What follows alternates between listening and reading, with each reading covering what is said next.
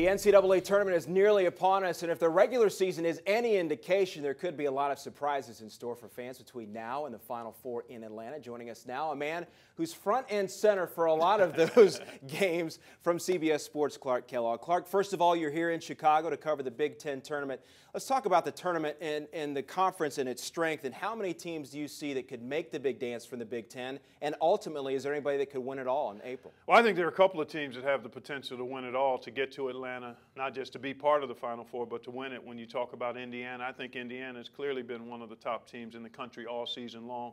The way that team has played on the road has been fantastic in a tough conference, the toughest conference in the country. I think Michigan State and Michigan both have what it takes in terms of ingredients to perhaps get to the Final Four and maybe win it. All right, so we talk about the season to this point, and it's been up and down and all over the place. Do you think the tournament is going to be a reflection of the regular season? Could we see some surprises? And what surprises maybe do you anticipate all the way up to the Final Four? You know what? It's interesting. On the one hand, it's been a very turbulent regular season, exciting. The #1 team has changed names multiple times during the season.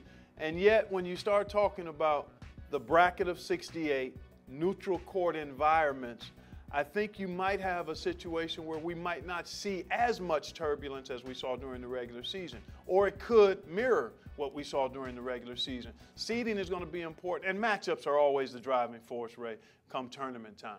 How do you match up with that particular opponent? There are a lot of teams outside of the top 8 to 12 that I think are going to be battling for the 1 and 2 seed lines. And after that, there's another 25 to 30 teams that I think could get to the second weekend. Had some small schools, some mid-majors, have some exciting conference runs.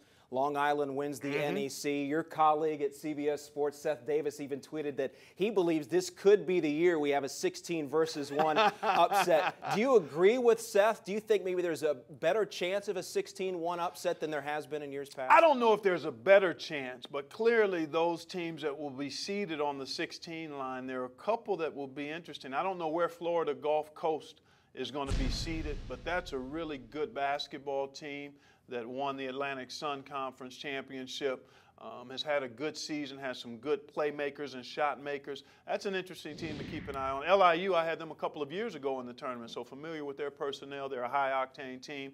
When you start talking about a 1 seed, which will be being upset, you're talking about Indiana, Gonzaga perhaps, Duke, maybe Miami, maybe Kansas, Louisville, Georgetown. I mean, I think it's going to be a stretch for a 16 to get a 1 this season.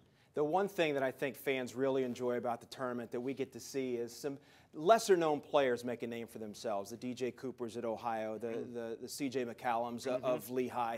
Who maybe is kind of flying under the radar that you're looking forward to playing at this level in the national stage? You know what? It's interesting. There are a couple of guys. One maybe not so much under the level because he's been outstanding at UNLV, but Anthony Bennett has not gotten a ton of national attention in terms of TV exposure, and he'll have a chance with that UNLV team, I think. Kendall Williams at New Mexico, one of those teams that I think could possibly emerge as a 2 or 3 seed in this year's tournament, Steve Alford's club.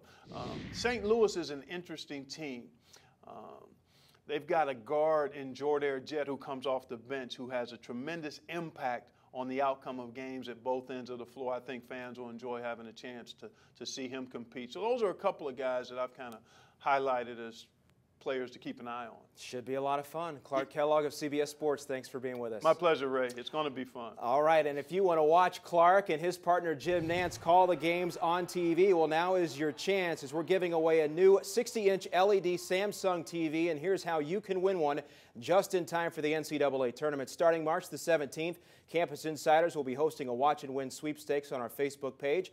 Just click on the sweepstakes icon, watch the Insiders video, and guess what school they're from. It's that simple.